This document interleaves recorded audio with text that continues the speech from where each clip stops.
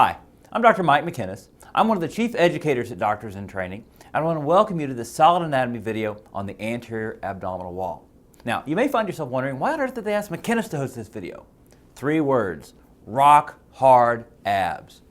Now, in this video, we're going to discuss the layers of the abdominal wall, the different regions of the abdominal wall, and the nerve and blood supply of the anterior and lateral abdominal wall. So I'll be back later for a clinical correlation and the end of session quiz, but for right now I'm going to turn you over to our primary lecturer, Dr. John Phelan. The abdomen is the portion of the trunk between the thorax and the pelvis, or, more specifically, between the inferior thoracic aperture and the superior pelvic aperture. If you've watched the solid anatomy lectures on the thoracic and pelvic walls, you may already be familiar with the borders of these apertures. The inferior thoracic aperture is bordered posteriorly by the body of the 12th thoracic vertebra, laterally by the 12th ribs, and anteriorly by the xiphisternal junction and the costal margin, which is formed by the upturned costal cartilages of the 7th through 10th ribs. The superior pelvic aperture is bordered by the pelvic brim, which is formed by the sacral promontory, the ala of the sacrum, the arcuate line of the ilium, the pecten pubis, the pubic crest, and the pubic symphysis. The abdominal cavity is largely sealed off from the thoracic cavity by the diaphragm muscle, which fills the inferior thoracic aperture. No muscle spans the pelvic brim, however, so the abdominal cavity is continuous with the pelvic cavity, and the two cavities are often referred to jointly as the abdominopelvic cavity. The thoracic vertebrae are enclosed in the thoracic cage, which is formed by the ribs, sternum, and thoracic vertebrae. And the pelvic viscera are surrounded by the pelvic girdle, which is formed by the hip bones and the sacrum. But the abdominal viscera have limited bony protection. The ala of the ilia, which are a component of the hip bones, extend superior to the pelvic brim and, along with the 5 lumbar vertebrae, form a partial posterolateral shield for the abdominal viscera. The area between the ala of the ilia is called the greater pelvis, or false pelvis, even though it officially is part of the abdominal cavity. Also, the surface of the diaphragm muscle adjacent to the abdomen is concave, so some of the superior abdominal viscera, including the liver, extend into the thorax and are at least partially covered by the ribs. In lieu of bone, the anterior and lateral walls of the abdomen are covered by a strong but expandable series of overlapping flat muscles and their broad tendons, or aponeuroses. Clinicians often divide the anterior abdominal wall into 9 regions to assist in describing the location of anatomical structures, or pain, or pathologies. The regions are bounded by a pair of sagittal planes and a pair of transverse planes. The sagittal planes connect the midclavicular and mid-inguinal points. The latter is the point midway between the anterior superior iliac spine, which is at the anterior limit of the iliac crest, and the pubic tubercle, which is just lateral to the pubic symphysis. The transverse planes are the transpyloric plane, located midway between the jugular notch of the manubrium and the pubic symphysis, and the interspinous or transtubercular plane, which connects the left and right anterior superior iliac spines. The 3 regions on the top row, from left to right, are the right hypochondriac, the epigastric, and the left hypochondriac. In the second row are the right lumbar, umbilical, and left lumbar regions. The regions of the third row are the right inguinal, the hypogastric, and the left inguinal. The contents of these regions will be discussed in the solid anatomy lecture on the abdominal cavity and viscera.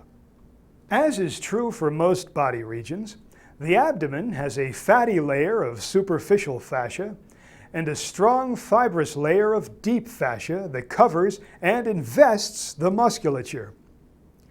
The superficial fascia is particularly thick inferior to the umbilicus and has two distinguishable layers: a superficial fatty layer called Camper's fascia and a deep membranous layer called Scarpa's fascia.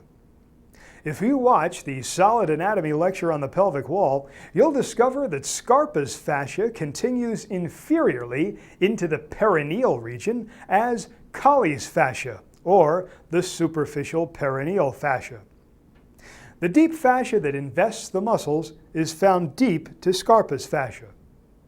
On the lateral abdominal wall, there are three layers of flat, horizontally oriented muscles whose broad tendons, or aponeuroses, continue anteriorly to envelop the vertically oriented rectus abdominis muscle in a sheath. The insertions of all three muscles includes a fibrous midline structure called the linea alba, which runs from the xiphoid process to the pubic symphysis. The umbilicus, through which passed the umbilical vessels between the placenta and the fetus, can be considered a defect in the linea alba. The most superficial layer of lateral muscles is the external abdominal oblique, which originates from the angle or lateral curved part of the 5th through 12th ribs. Near its origin, slips or rectangular pieces of the external abdominal oblique interdigitate with slips of the serratus anterior muscle superiorly and the latissimus dorsi muscle inferiorly. Some of its muscle fibers insert on the anterior half of the iliac crest. The broad tendon, or aponeurosis, of the external abdominal oblique begins at about the mid-clavicular line. The lateral part of the aponeurosis folds back beneath itself and attaches to the anterior superior iliac spine and the pubic tubercle to form the inguinal ligament. Several structures passing between the posterior abdominal wall and the anterior thigh, including the external iliac vessels, which become the femoral vessels, and the iliopsoas muscle, cross the deep surface of the inguinal ligament. The anterior extensions of the left and right external abdominal oblique aponeuroses interweave at the linea alba and become continuous with the aponeurosis of the contralateral internal abdominal oblique muscle. The middle layer of the lateral abdominal muscles is the internal abdominal oblique. It originates from the thoracolumbar fascia, the anterior 2/3 of the iliac crest, and the lateral 2/3 of the inguinal ligament. Like the external abdominal oblique, its aponeurosis begins at about the level of the mid-clavicular line. Its insertions, in addition to the linea alba and the contralateral external abdominal oblique aponeurosis, include the anterior portion of ribs 9 or 10 through 12 and the superior surface of the superior pubic ramus. The deepest layer of the lateral abdominal muscles is the transversus abdominis. It originates from the thoracolumbar fascia, the costal cartilages of the 7th through 12th ribs, the anterior 3/4 of the iliac crest, and the lateral 1/3 of the inguinal ligament. The portion arising from the costal cartilages interdigitates with the diaphragm muscle. The transversus abdominis muscle inserts on the linea alba and the superior part of the superior pubic ramus. The fibers of these three lateral muscles have essentially the same orientation as the three layers of intercostal muscles in the thorax. If you place your hands on your sides as if you are going to slide them into your pants pockets, your fingers are pointing in the direction of the fibers of the external abdominal oblique. If you put your hands on your face, your fingers are pointing in the direction that the fibers of the internal abdominal obliques run. The fibers of the transversus abdominis, especially in the middle portion of the muscle, run more or less horizontally. The peritoneum, which is the name given to the serous membrane lining the abdominal cavity, is separated from the muscles of the lateral abdominal wall by a layer of extraperitoneal fat that is deep to the endo-abdominal fascia. The portion of the endo-abdominal fascia directly beneath the transversus abdominis muscle forms a sheet-like membrane called the transversalis fascia. To summarize, from superficial to deep on the lateral abdominal wall, we find skin, superficial fascia, which is divided into superficial and deep layers called campers and scarpas, inferior to the umbilicus, deep fascia, the external abdominal oblique, the internal abdominal oblique, the transversus abdominis, the transversalis fascia, extraperitoneal fat, and the peritoneum. On the anterior abdominal wall, the rectus abdominis muscle, a flat, narrow, bilateral muscle with vertically oriented muscle fibers, takes its origin from the pubic symphysis and the area medial to the pubic tubercle, which is called the pubic crest. It inserts on the xiphoid process of the sternum and the costal cartilages of the 5th through 7th ribs. It is found on either side of the linea alba. Most of the rectus abdominis is enclosed in the rectus sheath, which is formed by the aponeuroses of the muscles of the lateral abdominal wall. At the level of the xiphoid process, the umbilicus, and a point midway between these two structures, there are transverse tendinous intersections that anchor the rectus abdominis to the underside of the anterior layer of the rectus sheath. When the muscle contracts, the portions between the tendinous intersections bulge outward to form the so-called six-pack you might observe on obsessive-compulsive egomaniacs. Here's an exciting statistic. There's an 80% chance that you have a pyramidalis muscle on at least one side of your anterior abdominal wall. This small bilateral muscle originates on the superior pubic ramus and inserts on the linea alba midway between the umbilicus and the pubic symphysis. It is enclosed in the rectus sheath. Its action is speculated to be stabilization of the inferior part of the anterior wall by tensing the linea alba. This muscle may be absent unilaterally or bilaterally. The rectus sheath forms left and right envelopes that contain the rectus abdominis and pyramidalis muscles. The composition of the rectus sheath changes midway between the umbilicus and the pubic symphysis, where the arcuate line is visible posterior to the rectus abdominis muscle. Superior to the arcuate line, the aponeurosis of the internal abdominal oblique splits to wrap around the anterior and posterior sides of the rectus abdominis. Thus, superior to the arcuate line, the anterior rectus sheath consists of the aponeuroses of the external abdominal oblique and the internal abdominal oblique. And the posterior rectus sheath is formed by the aponeuroses of the internal abdominal oblique and the transversus abdominis. Inferior to the arcuate line, the aponeuroses of all three muscle layers pass superior to the rectus abdominis.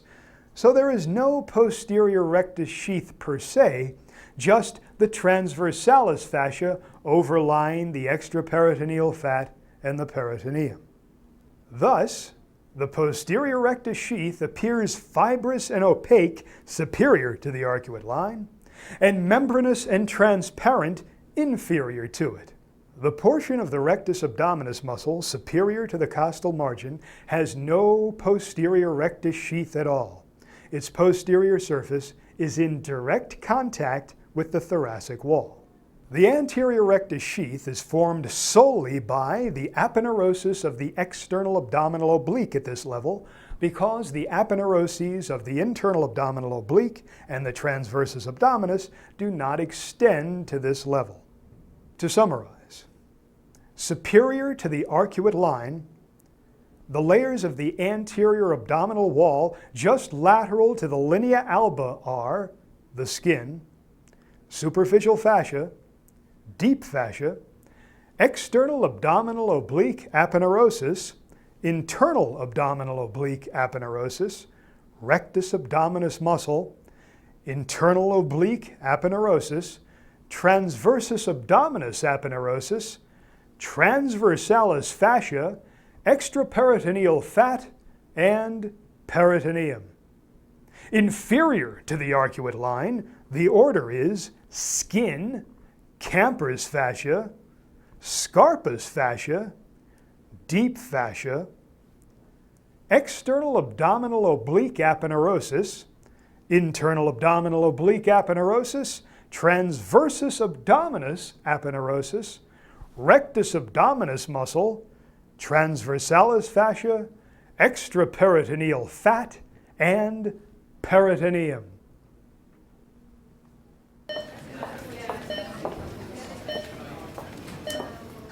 Welcome back. Now, learning these layers of the lateral and anterior abdominal wall can be a little bit tricky, but you need to file this away because it's very testable material. And say you're doing your surgery rotation and you're scrubbed in observing an appendectomy or a gallbladder surgery or hernia repair or something, and the surgeon's kind of quietly working away, kind of ignoring you, and then for some reason he remembers he's supposed to be teaching you something. So what does he do? He starts pimping you about the layers of the abdominal wall. So don't gloss over this. You'll definitely see this again. Now, before we move on to the actions of the abdominal wall muscles, I want to spend just a little bit of time discussing abdominal hernias. So an abdominal hernia is when there's a defect in the abdominal wall and the peritoneal sac protrudes through the defect. Now, often hernias are going to slide back and forth through the defect. When you detect a hernia on exam, you want to see if you can work all those abdominal contents back through the defect into the abdomen. We call that reducing the hernia. But if the hernia cannot be reduced, that's bad news. These hernias can strangulate, and that's a surgical emergency. Strangulation means that the herniated tissue has become trapped or incarcerated, and that can cut off the circulation to that tissue and lead to tissue ischemia and infarction. Now, hernias can really happen anywhere on the abdomen, but I want to talk for just a second about a couple of specific clinical locations. For example, umbilical hernias frequently occur in newborns because the abdominal wall is weak and because there can be incomplete closure of the anterior abdominal wall after the umbilical cord has been ligated. Another type of hernia is an incisional hernia, which occurs following abdominal surgery at the site of the surgical incision. It creates a defect or a weak place in the abdominal wall. Then one other type of hernia to mention is called an epigastric hernia, which occurs when there's herniation through the linea alba above the umbilicus but below the xiphoid process. Then one thing to be aware of that might trip you up is something called diastasis recti. This is an acquired condition where the right and the left rectus muscles are separated. So normally there's only a 1 or 2 millimeter separation between the two muscles, but when it's more than 1 or 2 millimeters, you can see this fascial ridge that enlarges with straining when you're doing sit-ups. This will be seen in the midline, and sometimes it can be mistaken for an abdominal hernia, when really it's just a fascial ridge that's enlarging, where there's an absence of those muscle fibers. So make note of that distinction. All right, let's go ahead and get back to Dr. Phelan and the lecture. The muscles of the anterolateral abdominal wall have several functions. They are involved in flexion of the vertebral column and rotation and lateral flexion of the trunk. They are strong enough to protect and support the abdominal viscera, yet extensible enough to accommodate an expanding uterus during pregnancy. They assist in expiration by decreasing the volume of the thoracic cavity in two ways. One is by depressing the ribs and the sternum. The other is by compressing the abdominal contents, which pushes the diaphragm superiorly. The muscles can also contract to raise intra-abdominal pressure to aid in defecation, micturition, which is the expulsion of urine, and childbirth. Several remnants of fetal development may be found on the underside of the anterior abdominal wall radiating from the umbilicus. The remnant of the umbilical vein in the adult is the ligamentum teres, or round ligament of the liver, which is contained within the falciform ligament, a double layer of peritoneum that connects the anterior surface of the liver to the diaphragm and to the anterior abdominal wall. The umbilical arteries remain patent in the pelvis and give branches to the pelvic viscera, but the obliterated portions on the underside of the anterior abdominal wall that converge on the umbilicus are called the medial umbilical ligaments. They are covered by peritoneum, forming medial umbilical folds. Between these folds is the median umbilical fold, which extends from the apex of the bladder in the pelvis superiorly along the midline of the abdominal wall to the umbilicus. It is formed by the median umbilical ligament, also called the urachus, which is a remnant of bladder development in the embryo. Lateral to the medial umbilical folds are the lateral umbilical folds, which do not converge on the umbilicus and are formed by the inferior epigastric vessels, which will be discussed shortly. The nerves of the anterolateral abdominal wall run in a neurovascular plane that you may find reminiscent of the neurovascular plane of the intercostal muscles. That is, if you've watched the solid anatomy lecture on the thoracic wall. In the thorax, the intercostal nerves run through the intercostal spaces between the internal and innermost intercostal muscles. The 7th through 11th intercostal nerves change their names to the thoraco-abdominal nerves at the level of the costal margin and continue on to the anterior abdominal wall between the internal abdominal oblique and the transversus abdominis. The ventral ramus of T12, which is called the subcostal nerve, and the branches of the ventral ramus of L1, which are called the iliohypogastric and ilioinguinal nerves, follow a similar path. These nerves are motor to the 5 bilateral muscles of the anterolateral abdominal wall. They also give off lateral and anterior cutaneous branches that innervate skin in a segmental manner on the anterior and lateral abdominal wall. Generally speaking, cutaneous branches from the ventral rami of T7 through T9 supply the skin superior to the umbilicus. Cutaneous branches from the ventral ramus of T10 supply skin at the level of the umbilicus.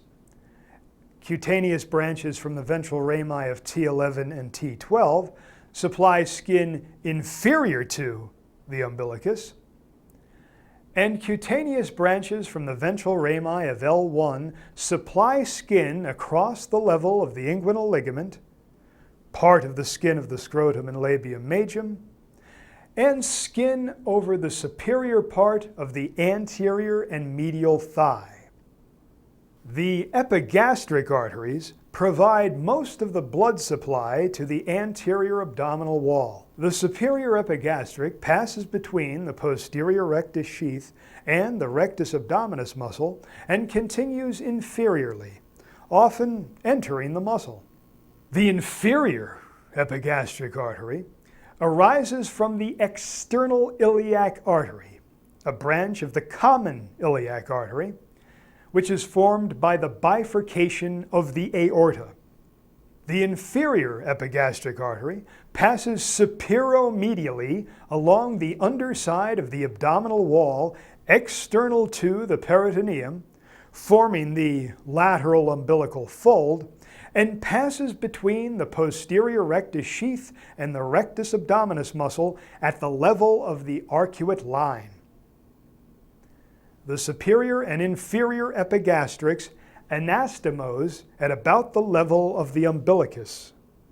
More laterally, the deep circumflex iliac artery also arises from the external iliac and sends an ascending branch to anastomose with the musculophrenic artery superiorly. The continuation of the external iliac artery in the thigh, the femoral artery, gives off a pair of branches, the superficial epigastric and the superficial circumflex iliac arteries, that course superiorly to assist with the blood supply of the anterior abdominal wall as well. Blood from the skin and subcutaneous tissue of the anterior abdominal wall passes into a venous network that drains into the internal thoracic, lateral thoracic, femoral, and external iliac veins. The para-umbilical veins form a portosystemic shunt.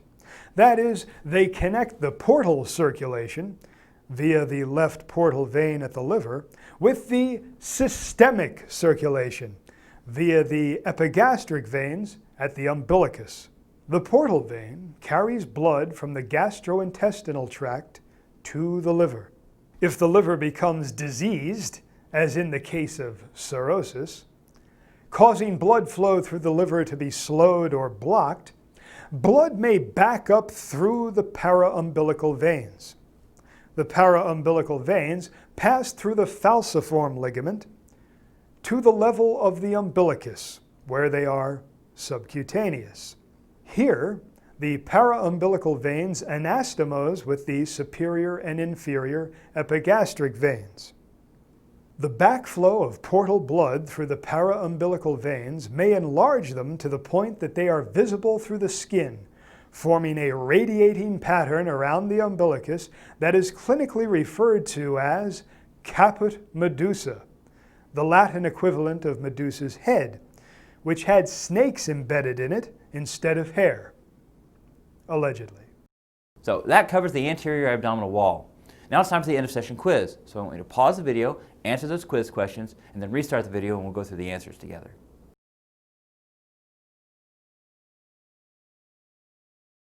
All right, the first question says, describe the rectus sheath above and below the arcuate line.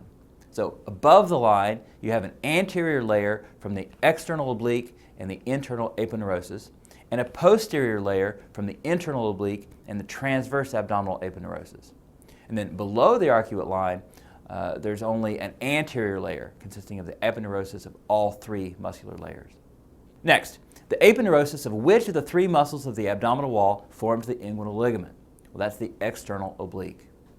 Next, which muscle responsible for tensing the linea alba is missing in 20% of the population? That's the pyramidalis muscle. Next, what are the layers of the anterior abdominal wall from superficial to deep, superior to the arcuate line? So you start with the skin, then you have the superficial fascia and the deep fascia, then the external abdominal oblique aponeurosis, then the internal abdominal oblique aponeurosis, then the rectus abdominal muscle, the internal oblique aponeurosis, the transversus abdominis aponeurosis, the transversalis fascia, the extraperitoneal fat, and the peritoneum. Next, what are the layers of the anterior abdominal wall from superficial to deep, inferior to the arcuate line? So again, you start with the skin, then you have Camper's fascia and Scarpa's fascia. And remember, Camper's and Scarpa's together make up the superficial fascia. And then deep to that, you have the deep fascia. Then the external abdominal oblique aponeurosis, and the internal abdominal oblique aponeurosis, the transversus abdominis aponeurosis, the rectus abdominis muscle, the transversalis fascia, extraperitoneal fat, and the peritoneum. Next, what are the layers of the lateral abdominal wall from superficial to deep? So again, the skin, superficial fascia, deep fascia, external abdominal oblique, internal abdominal oblique, transversus abdominis, transversalis fascia, extraperitoneal fat, and peritoneum. And then the last thing is your mock practical, where we want you to practice labeling these diagrams in a timed setting. Thanks.